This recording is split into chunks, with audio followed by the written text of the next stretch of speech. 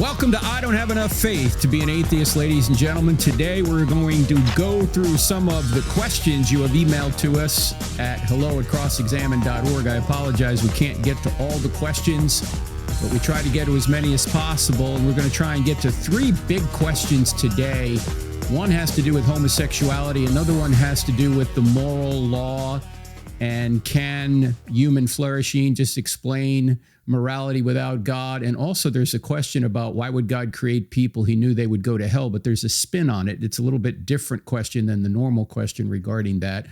Let's start with a question that I get from Colin. Colin writes in, I'm in college. I have a question regarding sin and how to interact with non-believers and sin. Recently at work, I was part of a discussion where my coworkers were discussing homosexuality and their views on it. They were saying how it is good and all that. Let me stop right here. Whenever somebody claims something is good, what should be your question to them? Yes, exactly. By what standard are you saying it's good? Anyway, he says they were saying how good it is and all that, and I was not sure exactly how to approach the situation. On one hand, I know that homosexuality is a sin from what the Bible tells us. On the other hand, as an American, I feel like it's none of my business what people do in their private lives. Let me stop right here. That's a moral position as well. You can see when he says, I feel like it's none of my business, as if it would be immoral to be concerned about what people do in their private lives. Is that correct? By what moral standard is it correct? And how do you know that what people do in their private lives won't affect other people? And even if it doesn't affect other people, should we be concerned about what people do at their private lives, even if it's just hurting them? That's a question. Anyway, Colin goes on to say, it is easy to justify confronting non-believers about certain sins because through logic, you can see that they are bad. For example, it's easy to see that murder is evil because it kills another person. All right, let me stop right here again. That's assuming that killing other people, murdering other people is bad. Now, we all know it's bad, but the question is, why is it bad if there is no God? Who said? I'll unpack that further in a minute. He says, but what about homosexuality? I feel like the only way to say it is wrong is because God says so. Is that enough? All right, let me stop right here again. Well, if there is no God, you can't say anything's right or wrong, at least not objectively. It's just your opinion. So in a certain sense, we have to say, well, God says so is the ultimate reason, but he says so not because he's arbitrary. He just decides, well, this is wrong and this is right, because his nature is what we mean by good. In fact, whatever we call God, I think just about everybody would agree, whatever we call God, what we mean by God is the standard of goodness, righteousness, justice. And of course, that's what the Christians claim God is like. But the point here is that to say something is wrong, unless there's a standard beyond us, we can only say it's wrong in our opinion. It's not really wrong in an objective way. And we'll unpack that further here in a minute. He says, how do we go about confrontations regarding sins that are not obviously wrong? Hopefully this question makes sense. I'm so grateful for your ministry and all you guys do. Thank you for all the resources you guys have so available. Well, thank you so much, Colin. By the way, we have many resources at crossexamined.org. That's our website, crossexamined with a D on the end of it.org. Of course, we have a YouTube channel. We have a Instagram page, TikTok, the whole deal, Facebook, Twitter, X. You can check us all out there. And but also want to mention this podcast and our TV program, I Don't Have Enough Faith to Be an Atheist, which you can see streaming on our website at 9 p.m. Eastern Time on Wednesdays. It's also on the National Religious Broadcasters Network, which is on DirecTV channel 378. It's also on Roku. You can see it there. We also have online courses, as you know. Go to crossexamine.org, click on online courses. You can see all those courses that we're doing.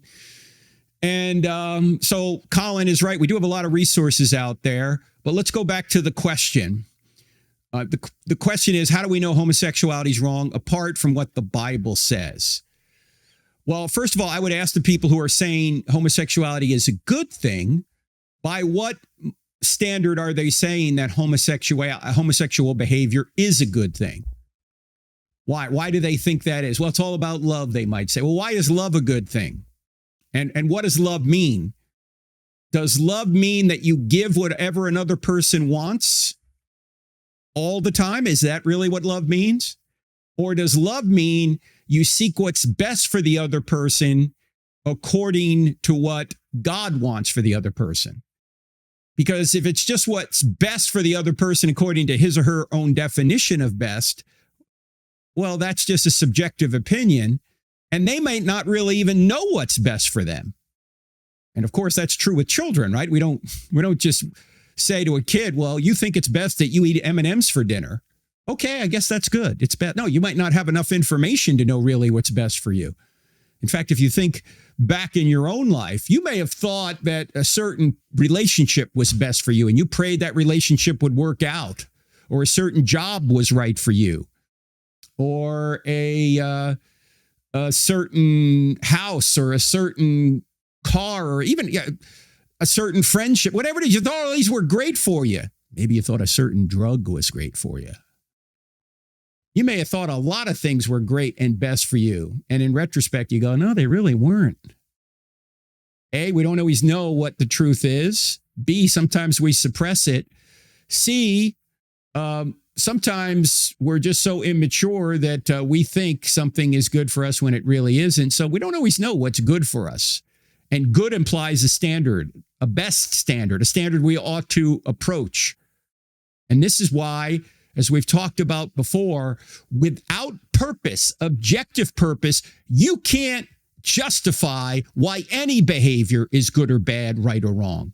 Just like if you don't know the purpose of a football game, you can't say that your quarterback throwing a touchdown is better than your quarterback throwing a pick six. That's when he throws it to the other team and they take it back for a touchdown. Unless you know the purpose of the game, you can't say this is a good play and this is a bad play. Likewise, unless you know the purpose of life, you can't say this is a good way to live life and this is a bad way to live life. You can only say the ways that you're living are different. You can't say one is objectively better than another if you don't have an overall goal, an overall purpose to life. And there can't be an objective overall purpose to life unless God exists. Otherwise, it's just your opinion. It's just your opinion against, say, Hitler's opinion. His purpose was to wipe out the Jews, the homosexuals, the gypsies, and the Jehovah's Witnesses. Why is he wrong if there is no God? Well, because he's stifling human flourishing. I'll get to that in the next question. But that, of course, presupposes human flourishing is a good thing. Why is that the case? Now, if God exists, and if the Christian revelation is true, and I think it is, we've been through that on this program several times before, then the purpose of life, at least the purpose of sex, one purpose of sex is to be fruitful. In fact, God's first command to us was to be fruitful and multiply. That's his very first command to human beings, is to basically have sex within the marriage of a man and a woman, to be fruitful and multiply. That's the first command. Now, just from a pragmatic perspective, homosexuality cannot obey the first command. You can't be fruitful in a homosexual relationship. Isn't it interesting, ladies and gentlemen, when you think about this? The homosexual movement, the LGBTQ movement, has adopted the rainbow as their symbol. Well, where did that come from? Well, the rainbow is actually the symbol that God gave to Noah to say he wouldn't wipe out the world again through a great flood. That's interesting because when you think about it, Noah had to bring two of every kind, male and female, on the ark. And it had to be male and female. Why? Because if it wasn't male and female, this little experiment was doomed to fail. You'd need male and female in order to propagate the species, and of course, from a human perspective, propagate civilization. If everyone lived in a homosexual relationship, civilization would end quite quickly. So it's interesting they adopt the rainbow symbol, when in fact the rainbow symbol was supposed to be a symbol of life, yet they can't procreate life, or you can't procreate life through a same-sex relationship. So we're to be fruitful and multiply. And we're to love God and love our neighbor. In homosexuality, you can't be fruitful. Also, Gary Thomas, a number of years ago, wrote a book called Sacred Marriage. He's a Christian writing a book about marriage. And I think the subtitle of the book was worth the price of the book. I think the subtitle, I'm paraphrasing it, but it went something like this. What if marriage was made more for our holiness than our happiness? Think about that. My wife can call me a sanctification machine. Why? Because I stress her out sometimes. And she has to adapt to be more like Jesus to put up with me. And frankly, I have to do the same with her. And that's what opposite relationships do. The male has to, in a certain sense, subordinate his more physical desires to the wife's more emotional desires and vice versa. In a homosexual relationship, you don't have to do that. I'm not going to get too graphic here. This is a family show, but as you know, two men want to do the same thing. They have physical desires, and two women put intense emotional demands on one another. So instead of actually having to adapt to become less selfish, to a certain extent, in a same-sex relationship, you don't have to adapt because you're trying to give the other person exactly what you want, and that doesn't require you to sacrifice much. Now, of course, this may not resonate with people who are not Christians because we think the purpose of life is to become holy, more like Jesus. And someone outside the Christian faith may say, well, that's not my purpose to life. Well, of course, maybe it's not your purpose to life, but your purpose is just subjective. If God exists, if Jesus is the Savior. The Christian way of life, to become more like Jesus, is objective, and it's true if Christianity is true. And when it comes to a marriage relationship, from a governmental perspective, leaving Christianity out of it, what is the purpose that the government has been involved in recognizing and putting rules around marriage? Why is the government involved in marriage at all? To recognize the romantic affinity between two individuals? No. The reason for millennia, until about the past 10 minutes, the government was involved in recognizing marriage, which is a bond between a man and a woman, is to, from a government perspective, to perpetuate and stabilize society. That's why the government was involved in marriage. Of course, it had religious overtones to it as well, but it's based in the natural design of the man and the woman, the natural law. And only a man and a woman coming together can procreate and nurture the next generation. That's the purpose of marriage from a government perspective, to perpetuate and stabilize society, to bring forth the next generation. Yes, we know some marriages don't bring forth children, but that's the exception rather than the rule. And the only relationship that can biologically procreate and provide a mother and a father to children is a man and a woman coming together to do so. That's the main reason the government has been involved in marriage. It's not involved in recognizing love between two people. I mean, you love a lot of people in your life that aren't your spouse, but the government doesn't come in and say, okay, let's create some sort of legal recognition for that. You might love your tennis partner, but there's not going to be a tennis partner marriage that the government's going to recognize. You may love your, just a buddy or a friend of yours, but they're not going to, the government's not going to come in and somehow sanction and authenticate that relationship through some kind of legal recognition.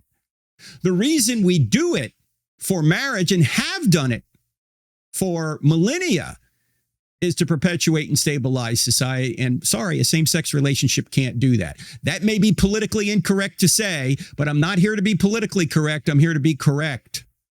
Because that's just the way it is. It's not bigotry, it's biology. And so to say that these relationships are good is presupposing a standard of good that many people who are putting forth this argument don't have. It ignores the fact that marriage is between a man and a woman to perpetuate and stabilize society. And that's critical. Why? Because marriage is set up as an institution, not just to protect two people inside that institution, the man and the woman, but the children that come from that relationship. And if marriage then becomes all about just the romantic affinity of adults, the romantic desires of adults, then children are left out in the cold. And that's what our no-fault divorce laws have done. They've made it easy to dissolve a relationship and leave children out in the cold.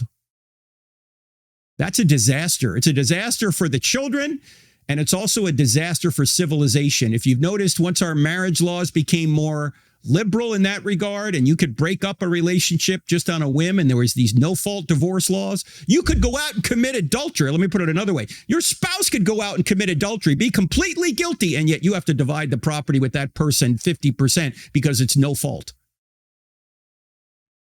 That has been a disaster. Our society morally has taken quite a hit since that occurred about 50 or so years ago. And just to show you we are not politically biased here, the first governor to do that was Ronald Reagan of California. He later regretted it, but he's the one that first signed the no-fault divorce laws that spread across state to state. And now you can get a divorce easier than you can break up a business partnership. You can just walk out. In fact, the contract really has no teeth to it. If you want out, you can get out. It rewards the person wanting to break the contract. In any event, if you want the details as to other reasons why same-sex relationships are not what we would call good, even from a natural law perspective, even from a health perspective, get the book Correct, Not Politically Correct. The new version is called, the subtitle is about same-sex marriage and transgenderism. Just came out last year, Colin. It's not a long read. I've covered all this in the book. When you look at the medical data regarding homosexuality, is not a healthy lifestyle anywhere between, it reduces lifespan anywhere between 8 and 20 years for male homosexuality, and lesbians have a very difficult, or I should say a very negative health record. For whatever reason, it's not always known, but they do. So you can check that out if you're looking for more of a medical case to point out there are problems with homosexual relationships just from a medical case. But the question, of course, that your friends have brought up just presupposes all sorts of moral standards. And they probably don't have a moral standard outside of themselves by which they can say that, yes, this is really the right moral position to have. If they do try and say it, they're stealing from the Christian worldview to begin with. Because to say that all people ought to be treated equally, and that this is all about love, presupposes those are good things, and that comes from the Christian worldview. Equality and love come from the Christian worldview. They just have different definitions of what people think about.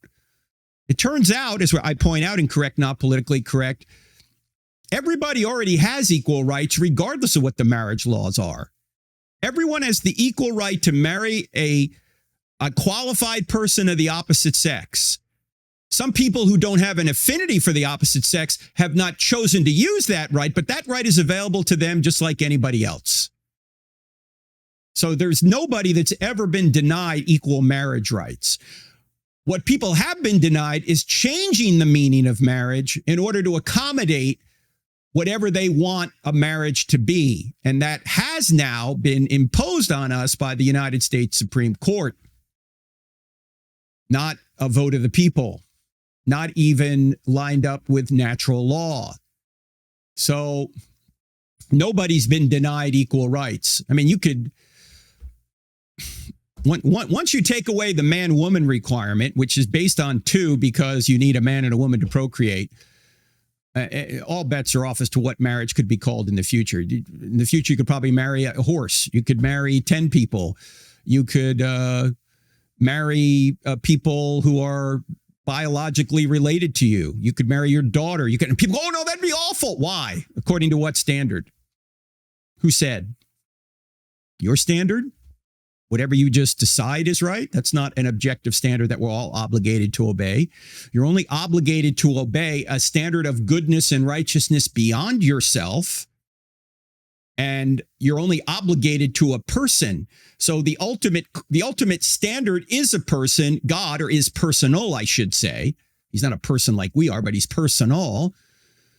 And he, being the standard of goodness and righteousness, who is our creator, we're obligated to follow his nature, his purpose. If he doesn't exist, not only are there no rights to natural marriage, there's no right to same-sex marriage, there's no right to abortion, there's no right to life, there's no trans rights, there's no human rights, there's no Christian rights, there's no rights of any kind. So obviously, Colin, when you're talking with your friends at college, this could go quite deep. But if you just keep asking why is that a right? Why do you think that's a good thing? By what standard are you coming up with this claim? They're ultimately going to get back to either God or themselves. So just keep asking questions. Again, there's a lot more in the book. Correct, not politically correct. You also want to pick up Allie Beth Stuckey's new book. We had her on the show about a month ago, Toxic Empathy. It might really feel good to say, I'm for with you. Whatever relationship you want to be in, love is love and all that, but it's really toxic empathy. You're not helping people when you approve of things that go against God's will and actually hurt them and others. You're not helping them, you're hurting them by approving them. You're enabling them to go down a road they ought not go down. So check out the book, Toxic Empathy. Ladies and gentlemen, this December 13th, the next podcast will be with Dr. Jay Richards. I don't want you to miss it because Jay has updated his fabulous book, Privileged Planet. It came out 20 years ago, and it's about not only the fine-tuning of the universe, but an insight into the fine-tuning that, if you really think about it, lines up perfectly with Christianity. You don't want to miss that program, so check it out. I also want to thank you for all of your support over this year. We've reached out to so many people. We've been to so many campuses. And by the way, when we go to campuses, we don't charge students a dime. 100% of what you donate to crossexamine.org goes to ministry, 0% to buildings. And one of the things, the main thing you donate to is for us to go to those college campuses for free to those students. We've been to several campuses this year. We've got several more coming up in the spring semester. We've got University of Nebraska, Ohio State, William and Mary, Mississippi State, several others. And they're all on our calendar at crossexamine.org. You're giving to those, and you're also giving to our Kingdom AI project. I mentioned that a couple of months ago, that we are translating our best videos and articles into about 13 different languages, including Arabic, Russian, Ukrainian, German, French, Spanish, Italian, Dutch, Afrikaans, and several others, because we want to reach about 3 billion people potentially with the evidence for Christianity. And as I say, so far we've translated over 3,300 videos, over 1,200 articles, and we've got a lot more to do, but we need your help to do that as well. So as you make your year-end donations, please consider giving a tax-deductible donation to Cross-Examine. Go to crossexamine.org, click on donate. And again, 100% goes to ministry, 0% to buildings, because we are completely virtual. Thank you so much. Okay, second question comes from Seth. He says, I'm a Christian struggling to grasp the reliability of the moral argument for God's existence. The human flourishing argument is a really good counter, in my opinion, to this argument. I know that it is false based off the cosmological argument in the Bible, but if the only way you can refute it is this counter with the moral argument, I'd say it defeats it. If you look at human flourishing more abstractly, it seems to be another valid source of our morality. If our morals come from a biological drive to flourish, then what can you say to that? Because it completely neglects objective good and evil. If flourishing is our biological drive, then everything that would promote flourishing, like Sam Harris says, he's an atheist who wrote the book, I think The Moral Sense it's called, says would be objectively good, and everything that wouldn't promote it would be objectively bad. You could say, why is flourishing objectively good? But that's precisely the point. It's only from a human point of view that flourishing is good. The argument is basically acknowledging and saying that our morals may not be objectively good. We are just programmed to follow our biological drive. And since our morals come from this drive to flourish, that is our concept of good and evil. I would like to know if the moral argument alone can refute this argument. If it stops there, thank you for your time, Seth. Okay, Seth. Notice that the argument here that human flourishing is objectively good assumes a standard that human beings are objectively valuable and you ought to treat them well. Again, unless God exists, human beings are not objectively valuable. They're just creatures like everybody else with no ultimate purpose or meaning. It makes no difference whether you kill a human being or a bug, because we're all going to go to heat death at some point anyway. What's the point? What does it really matter? You say, well, a human being has rights only if God exists. If we're just an accidental collection of molecules floating through this random universe, we don't have any moral value. We don't have any eternal value. We're just molecules in motion. So why is that considered good? In fact, good doesn't even make sense from a moral perspective if we are just molecules in motion. Molecules don't have moral value. Biology is not a moral category. It's a physical category. You're confusing categories when you say morality and biology are the same thing. They're not the same. They're not in the same category. In fact, in the book Stealing from God, we go through in a lot of detail as to why this can't work. Let me just mention a few of them. Can basically this evolution explain morality?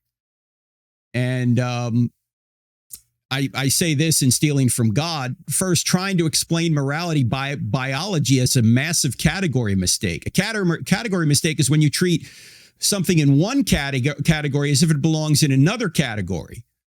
Like, for example, you're trying to say that biology and morality are in the same category. They're not. That's a category mistake. You can't explain an immaterial moral law by a material biological process. For example, justice is not made of molecules. Furthermore, moral laws are prescriptive that come from an authoritative personal agent, but a biological process is descriptive and it has no authority to tell you what to do. I mean, how could a mutating genetic code have the moral authority to tell you how you ought to behave? It doesn't. Now, if Sam Harris, if he is saying, and he may be saying this, well, no, he tries to say that morality is objective and human flourishing is the standard by which we determine whether or discover whether something is objective. But again, it can't be objectively good unless, again, there's a standard outside of ourselves that we're obligated to obey. And if God doesn't exist, that standard doesn't exist, so they're not objective. But if you're saying that human flourishing is just biologically programmed into us, well, first of all, that wouldn't mean that there's an objective morality out there. It would just mean that we think it's objectively good, but it's not really objectively good. Our biology is just telling us that it's objectively good, but it isn't really good. In other words, it's a trick of our biology. It's a moral sentiment. It's not really a moral obligation that we treat other people well. Okay, well, if it's not a moral obligation that we treat other people well, then it isn't wrong if you murder somebody else. But look, if biology gives us all of our moral sentiments, then biology also gives us all of our intellectual thoughts, including the thought that biology gives us all of our moral sentiments. So why should we believe that's true? I covered this, by the way, in a dialogue I had a number of years ago with the very brilliant young man, Alex O'Connor. You can see that on the Unbelievable YouTube channel. And I think you can see it on Alex's YouTube channel as well, Cosmic Skeptic, because he said that everything is biologically determined. Our morals are biologically determined. And I said, well, if that's the case, the very statement you just made is biologically determined. So why should we think it's true? In other words, it's a self-defeating position to say that biology gives us all our thoughts, because then biology would give us that thought too, and we can't test it to see if it's really true. If it's true, there's no way of knowing it's true. That's the problem. Also, our sex drive is biologically programmed as well, but why shouldn't we obey it whenever it comes up? If so, that would mean we should rape in order to propagate our genes if survival is our goal, if human flourishing is our goal. And obviously we know that's not true. We have a lot of predispositions, biological urges. It doesn't mean we ought to follow them. We live in a fallen world. We're prone to be oversexed, and we're prone to overeat, and we're prone to get too much attention, and we're prone to go after things we don't need because we just want more. Sex, money, and power are the three big good things that we try and go after too much because we can't satiate our appetites for them. And the Bible talks a lot about this. We need to crucify those desires when they get too strong. Because if we don't, we're going to hurt ourselves and hurt others and disobey God. So there's a lot of reasons why this can't work. In fact, I say here in Stealing from God, biological processes can't make survival a moral right. There is no real good or purpose to evolution. Without God, survival is a subjective preference of the creature wanting to survive, but not an objective moral good or right. Biology describes what does survive, not what ought to survive. Why should humans survive as opposed to anything else? And which humans, we or the Nazis? You see? And as I said a minute ago, too, if survival is the goal, should we rape to survive? In fact, if evolution gives us our morals, then since evolution is a process of change, then morals must change. Rape and murder may one day be considered good.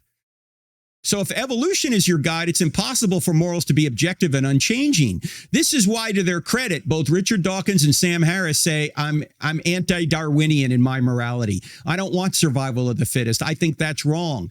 The problem is for them, in their atheistic, materialistic worldview, they don't have those resources. They don't have this objective moral standard beyond themselves that tells them that they ought not murder, rape, or steal.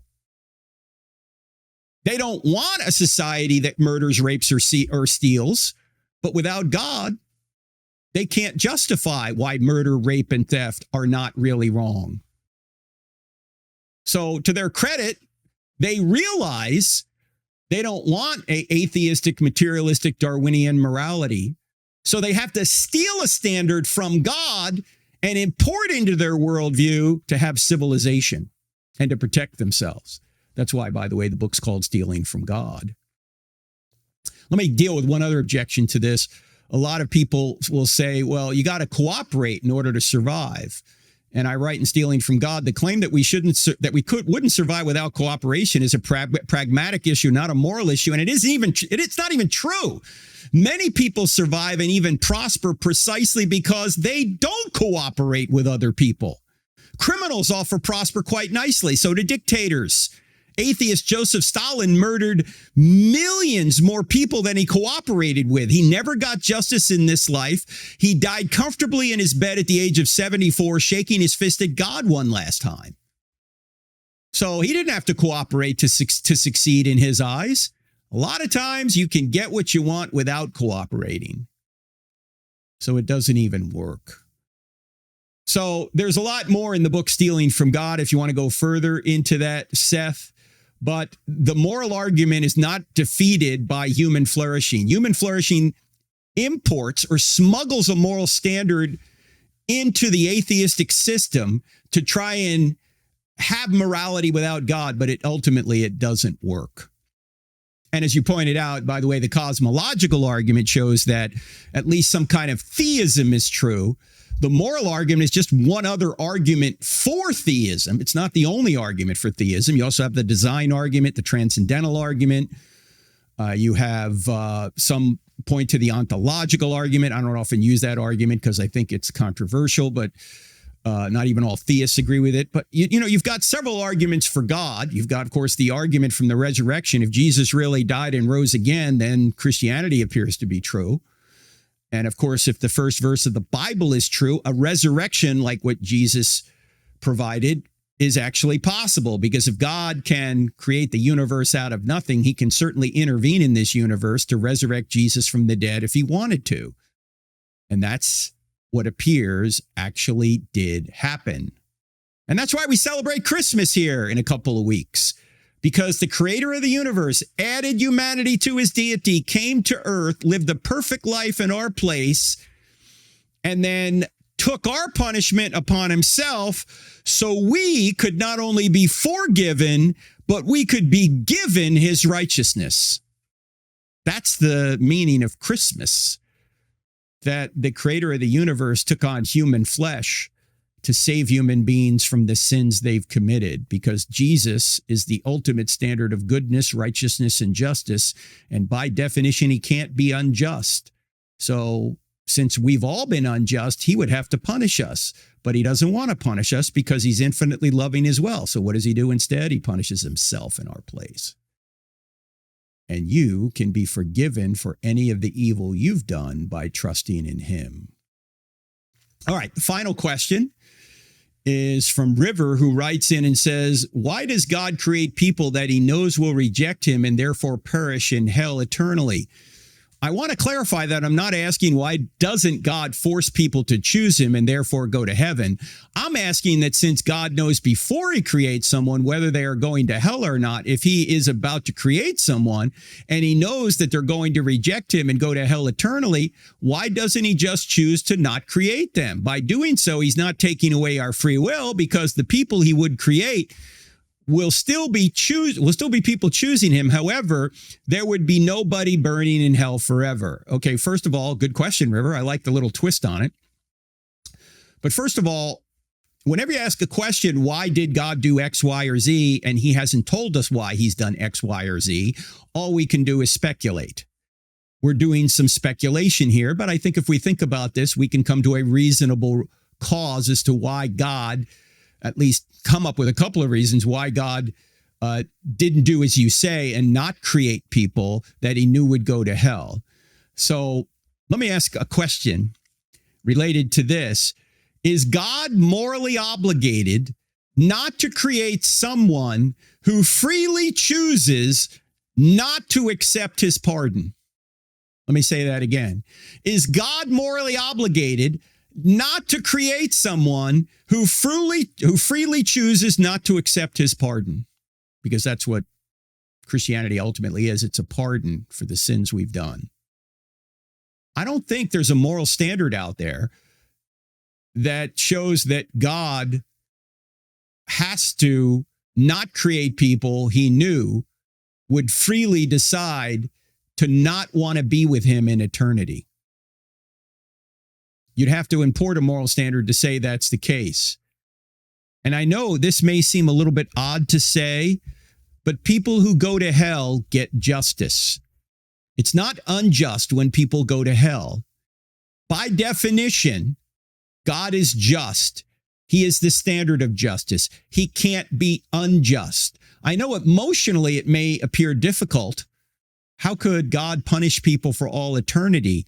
But by definition, since God is just, any punishment he metes out is precisely just. Nobody's going to get what they don't deserve. Everyone's going to get exactly what they deserve and not an ounce more or an ounce less, because God is the standard of justice. I mean, the question assumes that eternal justice is somehow unjust.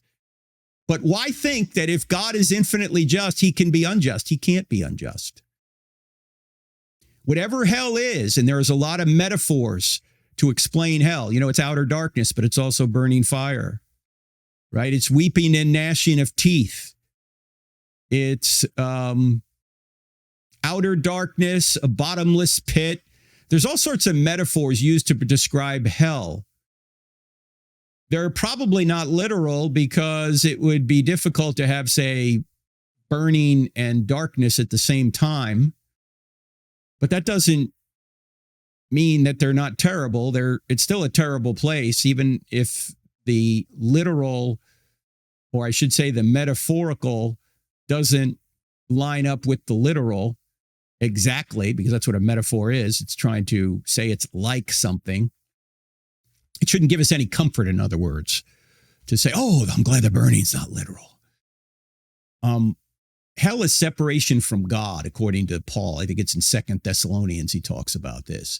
We're separated from God. We're separating from the ultimate source of justice, goodness, and righteousness by our own choice. And there are different levels of punishment, as God talks about, Jesus talks about, I think it's Luke 12. People who know more will be beaten with more blows. People who know less will be beaten with fewer blows. This is where the passage, to whom much is given, much will be required, comes from. That's standard. It would be unjust of God to punish somebody who knew more. Or let me put it another way. It would be unjust of God to punish someone who knew less, had less moral culpability than someone who had more moral culpability. What I'm pointing out here, again, is that God is going to be just in whatever punishment he metes out.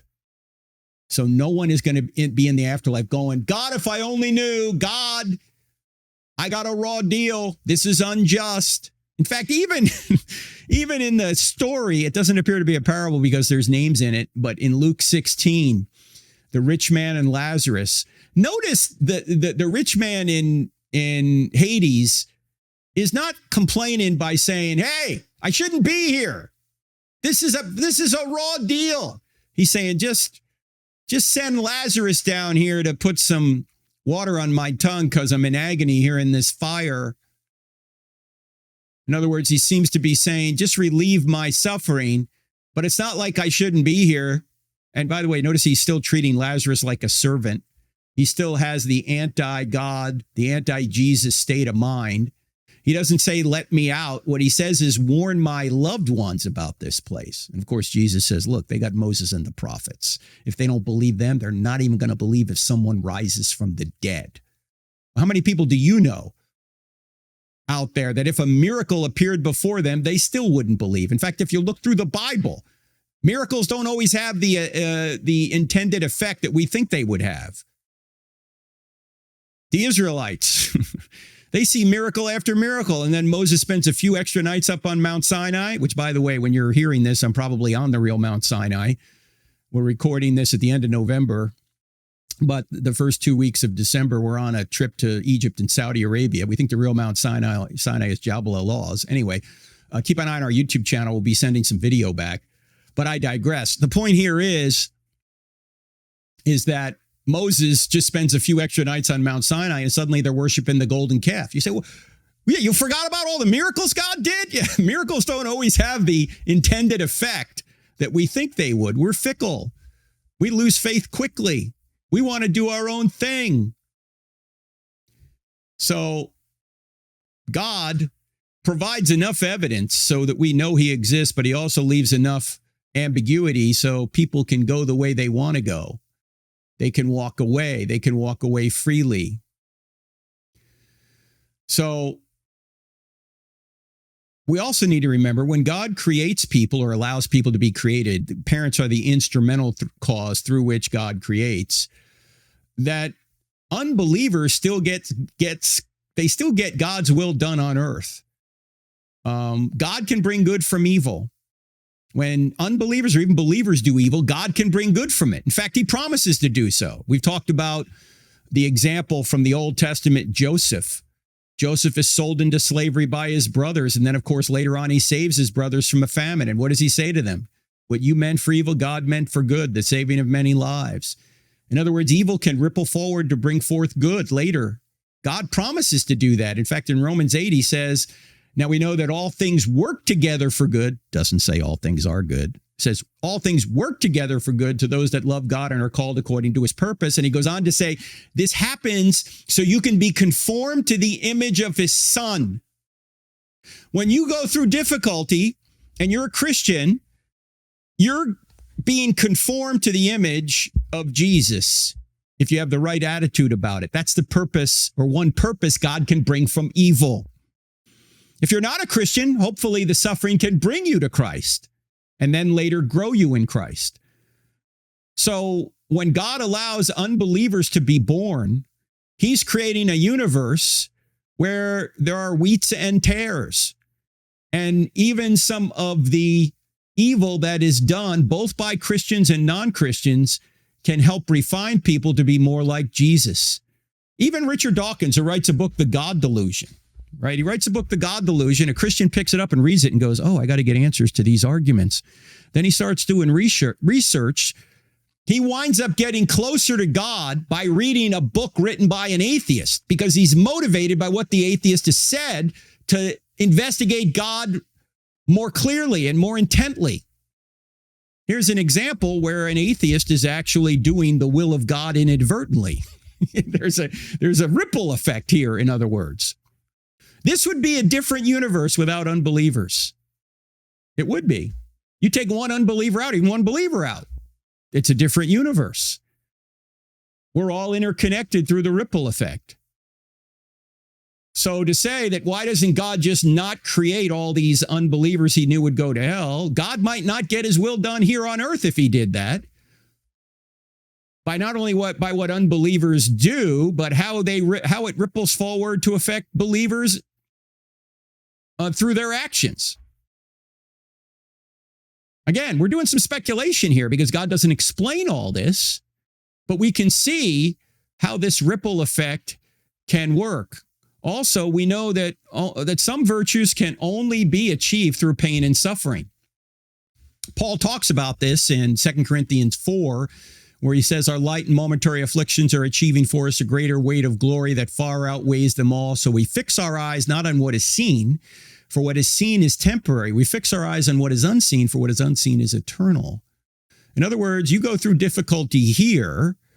When you do that, you're enhancing your capacity to enjoy God, not only now, but in eternity, because going through pain and suffering grows you. As I said before, just like in marriage, what if God created marriage more for your holiness than your happiness? What if going through pain and suffering makes you more like Jesus? In fact, the scriptures say that Jesus learned obedience through suffering. What? The God-man who didn't have a fallen human nature, he had a human nature, but it wasn't fallen. He didn't have a sin nature. He learned obedience through suffering. What does that mean for us? Do you think we can learn obedience through suffering? If Jesus had to learn it, we certainly have to learn it. So there may be several reasons, River, why God has created unbelievers knowing that they would ultimately wind up in hell. God can get his will done even through unbelievers and, of course, through believers. God can draw a straight line with a crooked stick, in other words. And people that get justice in the afterlife are getting exactly that, justice. It's not unjust to be in hell. You're getting exactly what you deserve, and God is going to met out the appropriate level of punishment for your particular case, or whatever particular case we're talking about. Of course, we don't want you to go there, River. I'm just saying that people who do go there, justice is a good thing. And there's only two things you can get in the afterlife. You can either get grace or you can get justice. And I don't want justice, and neither should you. Nobody listening to my voice should want justice in the afterlife, because if you got justice for everything you've said and done that was unjust, you wouldn't like it. I wouldn't like it. Look, either you're going to pay or Jesus is going to pay. Who do you want to pay? Well, it's the appropriate way to end the program. You want Jesus to pay. That's why he came to earth, to add humanity to his deity. So he is the perfect sacrifice. The Lamb of God who takes away the sins of the world could do so, and you could be free from the just punishment that you deserve. And you can not only be forgiven, you can be given his righteousness, and then join the group of believers who are here on a mission to stack eternity with as many people as possible, and to make them more like Jesus in the process. What could be more impactful than eternity, ladies and gentlemen? You think you're an unbeliever and you think you have a cause? Well, how about a cause for eternity? You're not only affecting time, but you're affecting eternity. People, human beings that you love and that God loves, you're helping build an eternal kingdom. What could be more important than that? That's why Jesus came and suffered and died, so we could be at peace with God and his infinitely just standard. and we could be given the kingdom. We're heirs to the throne by trusting in Jesus. You can't earn it. You can only receive it.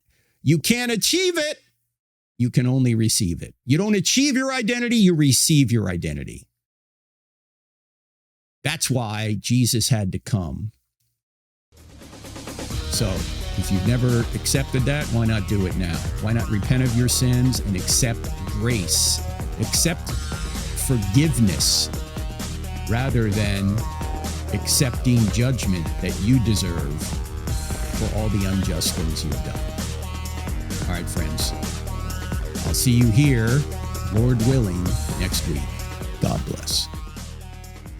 If you're looking for solid answers to life's biggest questions, don't miss the latest episode of I Don't Have Enough Faith to Be an Atheist. Find it on Apple Podcasts, Spotify, Pandora, iHeart, OnePlace, and Podchaser. Tune in, discover the truth, and share it with someone who needs it. Let's keep spreading the truth together.